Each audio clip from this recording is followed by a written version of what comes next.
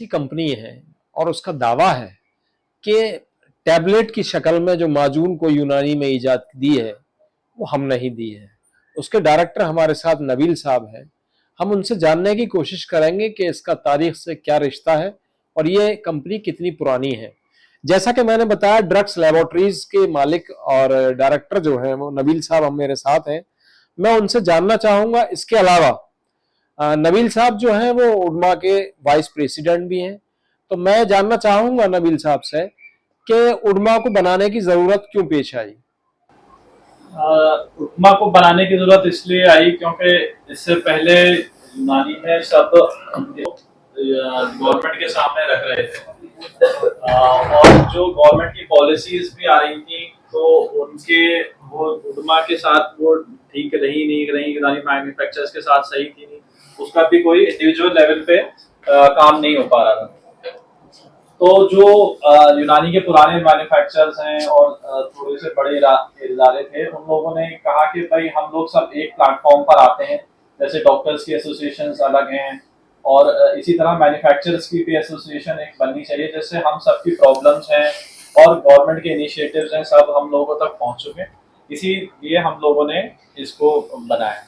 मोदी जी और योगी जी के दौर में यूनानी क्या डेवलप हो रही है, यूनानी तरक्की कर रही है या यूनानी पीछे की तरफ जा रही है? नहीं, मेरे ख्याल से तो इस दौर में ऐसा कोई डिस्क्रिमिनेशन ज्यादा नहीं हुआ क्योंकि सबसे पहले मोदी गवर्नमेंट ने आकर यही इनिशिएटिव लिया कि उन्होंने आयुष मिनिस्ट्री एक अलग मिनिस्ट्री बनाई। इससे पहले ये मिनिस्ट्री ऑफ हेल्थ में थी। तो उससे क्या हुआ कि यहाँ की मिनिस्ट्री अलग हुई, फंड अलग हुए, फंड बढ़े, तो ये इस पे ज्यादा फंडिंग आई। और आप देखेंगे जो इनिशिएटिव्स इस गवर्नमेंट में लिए गए जैसे योगा के ऊपर, आयुर्वेद इंस्टीट्यूट्स के ऊपर, और उसके साथ साथ जहाँ पर भी यूनानी लोगों ने उसको पुश करा, यूनानी को भी उतना ही उसको, अब ठीक है, जहाँ जहाँ जिन स्टेट्स में यूनानी के लोगों ने इनिशिएटिव्स को या अपनी प्रॉब्लम्स को आगे नहीं रखा, वहाँ पर वो चीज़ें प्रमोट नहीं हो पाई। लेकिन ज्यादातर जगह जैसे अब आप देखेंगे गाजियाबाद में एक एनआईयू खुला है, नेशनल इंस्टीट्यूट ऑफ यूनानी मेडिसिन। तो ये बहुत बड़ा सेंटर है और मेरे ख्याल से 500-600 लोगों की ओपीडी हो रही है। तो इतने लोगों को फरोग मिल रहा है इस न्यू इनिशिएटिव से। तो मेरे हिसाब से तो कुछ ऐसा डिस्क्रिमिनेशन नहीं हुआ गवर्नमेंट लेवल पे। अच्छा नवीन साहब, उड़मा बनने के बाद यूनानी में क्या बदलाव आया, आप क्या बदलाव देखते हैं? बदलाव दो तीन आए। एक तो ये हुआ कि अभी तक यूनानी में सिर्फ लोग तीन चार कंपनीज को ही जानते थे। लेकिन अब यूनानी उडमा के बनने से जो उडमा डे प्रोग्राम्स हुए या और इनिशिएटिव प्रोग्राम्स हुए, तो उसमें जो हमारी 30-40 मेन कंपनीज हैं सब आई एक प्लेटफॉर्म पे। तो उन्हें एक सबको एक प्लेटफॉर्म मिला डॉक्टर्स के सामने अपना प्रमोट करने का। तो वो सब उन उन कंपनीज को फायदा हुआ।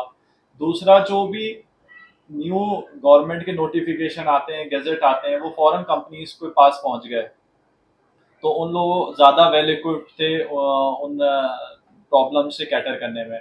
और एक मेजर ये भी हुआ कि कोई भी इशू अगर यूनानी को भी हुआ तो मैन्युफैक्चरर्स को वो उन्होंने उडमा के प्लेटफॉर्म से गवर्नमेंट तक पहुंचाया। तो हर लेवल से इसका फायदा हुआ है। जानना चाहूंगा कि आप यूनानी से क्यों जुड़े और कब से जुड़े हुए हैं? देखिए, मेरे ख्याल से यूनानी में हिंदुस्तान में शायद सबसे पुराना खानदान होगा हमारा जो अभी तक चल रहा है। अगर आप तारीख के हवाले से बात करेंगे, और हमारा मेरठ में पुराना मतहब था जो 1790 में हकीम शमसुद्दीन साहब ने कायम किया था। और ये सिलसिला अभी तक जारी है वहाँ, जहाँ मेरे छोटे भाई हैं डॉक्टर हारिस महमूद, वो प्रैक्टिस कर रहे हैं। तो 8 पुश्तें हो चुकी हैं। तो 8 पुश्तें लगातार यूनानी से जुड़ी हुई हैं। ये मेरे ख्याल से शायद एक लौता खानदान होगा। मैं अपनी मर्जी से यूनानी में आया क्योंकि हमने बचपन से ही अपने घर में देखा यूनानी को, और उससे जो इज्जत और फरोग मिला और उससे जो लोगों को फायदा हुआ, तो मैं भी शुरू से चाहता था कि यूनानी से कुछ ना कुछ काम करूँगा। तो नवीन साहब, अपनी एजुकेशन के बारे में बताएं। एजुकेशन मेरी स्कूलिंग तो मेरठ से ही हुई, सेंट मैरीज एकेडमी से। फिर इसके बाद मैंने बैचलर्स इन फार्मेसी करा हमदर्द यूनिवर्सिटी से, जो कि नंबर 1 इंस्टीट्यूट है फार्मेसी के लिए। इसके बाद मैंने एमबीए करा नारसी मुंजी यूनिवर्सिटी से, बॉम्बे से, जो कि टॉप 10 इंस्टीट्यूट है मैनेजमेंट का ऑल इंडिया में। इसके बाद मैंने दो फार्मास्यूटिकल कंपनीज में काम करा, पहली रेनबैक्सी में और फिर एबट जो कि नंबर वन कंपनी थी इंडिया में, उसमें 5 साल काम करा बॉम्बे में इन मार्केटिंग डिपार्टमेंट। तो जहां मैं ऑल इंडिया मार्केटिंग देख रहा था इनकी डर्मेटोलॉजी की। फिर उसके बाद 2014 में मैं वापस मेरठ आया और वालिद साहब के साथ अपनी कंपनी में जुड़ गया।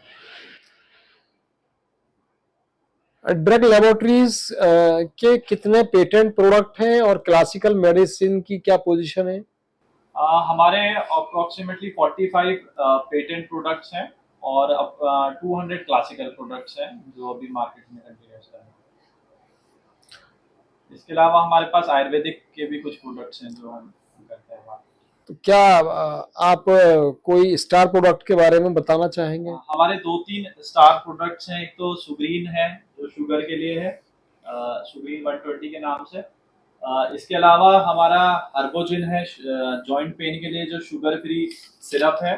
और एक ये सीसीआरएम का, ये भी हमारा यूनानी कंपनी में पहला ऐसा प्रोडक्ट था जो ministry of Ayush government of India से लाइसेंस प्रोडक्ट है, जो पहली बार किसी यूनानी कंपनी को दिया उन्होंने लाइसेंस मार्केट करने के लिए। तो ये माइग्रेन के लिए है। तो ये 3-4 हमारे स्टार प्रोडक्ट्स हैं। मेरी जानकारी के मुताबिक आपकी कंपनी में और हिंदुस्तानी तारीख में काफी कुछ तालमेल है। जरा सा तफसील से बताएंगे अपनी कंपनी के बारे में, या आप लोगों का जो खानदान है वो यूनानी से कब से जुड़ा और कैसे जुड़ा हुआ है? जैसे मैंने बताया कि 1790 से हमारा खानदान यूनानी से जुड़ा है, और महाराजा सिंधिया और फिर मुगल्स के जो दौर था उस दौर में हमारे बुजुर्ग हकीम थे। फिर मेरे परदादा जो हकीम महमूदुल्लाह साहब थे, उन्हें खान साहिब से नवाजा गया, वो बहुत बड़े हकीम थे। फिर मेरे दादा हकीम सैफुद्दीन पद्मश्री थे, हिंदुस्तान के पहले हकीम थे जिन्हें पद्मश्री नवाजा गया। और वो 3 साबिक वजीर प्रेसिडेंट ऑफ इंडिया के पर्सनल फिजिशियन रहे, यानी गैल सिंह, संजीव रेड्डी और फखरुद्दीन अली अहमद। और वो पहले एडवाइजर भी थे सीसीआरएम मिनिस्ट्री ऑफ हेल्थ में। उसके बाद मेरे फादर थे इसमें, जिन्होंने उन प्रोडक्ट्स को जो हमारे मतलब में चलते थे मॉडर्नाइज फॉर्म में करने के लिए ये दवाखाना 1985 में स्टार्ट करा। और फिर उन्होंने भी इसमें काफी मेहनत करी और आगे ले गए, और उनको भी बाद में यूपी रत्न से नवाजा गया। आपकी कंपनी या आपके घर खानदान के जरिए यूनानी की दुनिया में कोई नया कारनामा अंजाम दिया गया हो तो उसके बारे में प्लीज बताएं। आ, यूनानी की दुनिया में देखिए, सबसे पहले जब मेरे वालिद आए 1985 में, तो उन्होंने यही देखा कि बीएमएस जो डॉक्टर्स करते हैं वो यूनानी क्यों नहीं दिखते। तो उस जमाने में ही उन्होंने ये सोचा कि ये मॉडर्नाइज फॉर्म में अगर होंगे ये प्रोडक्ट हमारे, अगर बजाय खमीरे माजूनों के अलावा टैबलेट सिरप कैप्सूल्स में होंगे जो इजी टू टेक हैं, शुगर फ्री होंगे और आराम से आप ट्रैवलिंग में ले सकते हैं, तो वो ज़्यादा लोग उस पर आएंगे। तो वो पहली हमारी कंपनी थी जिन्होंने ये इस फॉर्म में इनको मॉडर्नाइज फॉर्म में कन्वर्ट करा, टैबलेट शुगर। और सिरप्स भी शुरू से ही इन्होंने शुगर फ्री करी। तो वो 30 साल 40 साल पहले उन्होंने ये सोचा कि आने वाले दौर में ये चीज़ें मुश्किल हो सकती हैं जो अब हम सोच रहे हैं कि शुगर फ्री फॉर्म्स लाएं, वो उन्होंने 40 साल पहले करी। क्या अगला उडमा डे मुंबई में है? इसकी क्या वजह है? क्या मुंबई में करने से कुछ उडमा को फायदा पहुंचेगा या यूनानी की कोई तरक्की होगी? देखिए, लास्ट हम 5-6 साल से उडमा जो 5 साल से दिल्ली में ही कर रहे थे, तो उससे क्या था कि पॉपुलैरिटी बहुत मिली यूनानी को, लेकिन वो दिल्ली के इर्द गिर्द और एतराफ में ज़्यादा हुई। तो इसका हमारा ये मकसद ये था कि इसको नेक्स्ट हम बॉम्बे में करें, क्योंकि बॉम्बे भी फाइनेंशियल कैपिटल है इंडिया का। तो वहाँ के लोगों में भी यूनानी, क्योंकि जब कोई इतने बड़े लेवल का प्रोग्राम होगा, मीडिया में जाएगा, लोग आएंगे, तो यूनानी की पॉपुलैरिटी बढ़ेगी। और वहाँ पर भी यूनानी की काफ़ी कंपनीज हैं, तो इंशाल्लाह जब हम वहाँ करेंगे तो यूनानी को भी काफ़ी पॉपुलैरिटी मिलेगी। क्या डायबिटीज, जियाबतीस या शुगर का यूनानी में इलाज है? देखिए, इलाज तो किसी भी उसमें नहीं है, लेकिन इसको हम मैनेज कर सकते हैं विदाउट एनी साइड इफेक्ट्स। जैसे आप एलोपैथिक में भी कहेंगे तो इलाज तो एलोपैथिक में भी नहीं है, वहाँ पे भी मैनेजमेंट ही है कि आपका नॉर्मल शुगर रहे आपका, तो उसके लिए दवा रेगुलर लेते हैं। लेकिन फर्क ये है कि यूनानी दवा विदाउट एनी साइड इफेक्ट वो कंट्रोल कर सकती है, और इसके अलावा आप अगर एलोपैथिक दवा लेंगे तो वो लॉन्ग टर्म पे कहीं ना कहीं आपकी बॉडी को नुकसान करती है। क्या आपकी कंपनी सरकारी डिपार्टमेंट में भी सप्लाई करती है? जी जी, हमारी कंपनी पहली यूनानी कंपनी थी जिसने गवर्नमेंट में भी सप्लाई करा, और पिछले 30 साल से हमारी company CCREM central council for research इन यूनानी मेडिसिन में सप्लाई कर रही है, दिल्ली गवर्नमेंट को सप्लाई कर रही है, जम्मू कश्मीर गवर्नमेंट को, मध्य प्रदेश गवर्नमेंट को, यूपी गवर्नमेंट को, और बहुत सारी ESI, CGHS, काफ़ी इंस्टीट्यूट्स को गवर्नमेंट को कर रही है। और लगातार, क्योंकि हमारी क्वालिटी अच्छी है और जो प्रोडक्ट्स हैं मॉडर्नाइज फॉर्म में है, तो ऑलमोस्ट सारी गवर्नमेंट एजेंसीज में हमारी कंपनी सप्लाई करती है। क्या कुछ ऐसे कॉमन प्रोडक्ट्स बता सकते हैं आप जो सरकारी डिपार्टमेंट में सप्लाई हो रहा है? जैसे आपने कहा अभी ESI है या CGHS है या DGHS है या MCD, इस तरह के कुछ कॉमन प्रोडक्ट्स बताएंगे? किट क्लीन है हमारा, यूट्राइन टॉनिक है गायनेक के लिए, फिर मल्टीविटामिन है, हीमोडी, और आपका गायनेक सिरप है, ये सब आपको मिल जाएंगे वहाँ पर। दूसरा एक और इसमें ये थी कि गवर्नमेंट ने 3-4 साल पहले एक सर्टिफिकेशन निकाला था आयुष प्रीमियम, जो कि WHO स्टैंडर्ड्स के अकॉर्डिंग होगा। तो वो हम भी, हमारी कंपनी पहली कंपनी थी यूनानी में जिसने ये आयुष प्रीमियम सर्टिफिकेट लिया। तो गवर्नमेंट ऑफ इंडिया ने भी अब ये मैंडेट कर दिया है कि अगर आप गवर्नमेंट को सप्लाई करेंगे तो ये सर्टिफिकेट आपके ऊपर पास होना चाहिए। तो ये भी हम हमारे पास है, तो इसकी वजह से भी हमारे जो स्टैंडर्ड्स हैं वो इक्वल टू WHO स्टैंडर्ड्स हैं, जो वर्ल्ड वाइड स्टैंडर्ड्स प्रिवेल होते हैं best of the best countries में। नबील साहब, ड्रग लेबोरेटरीज और दीगर यूनानी कंपनियों में क्या फर्क है? कस्टमर या मरीज आपके प्रोडक्ट को क्यों लेगा?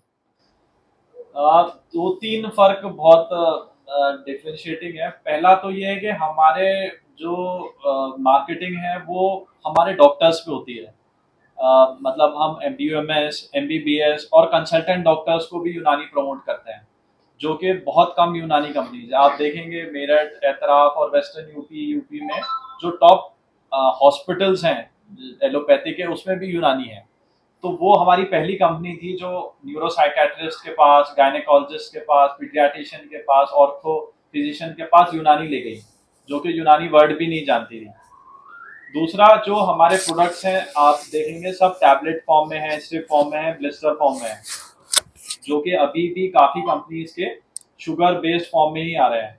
तो वो ज़्यादातर जो कंज्यूमर है उन्हें लेने में दिक्कत होती है, तो हमारे प्रोडक्ट्स वो इजीली ले सकते हैं और उन प्रोडक्ट का रिजल्ट भी बहुत फास्ट है।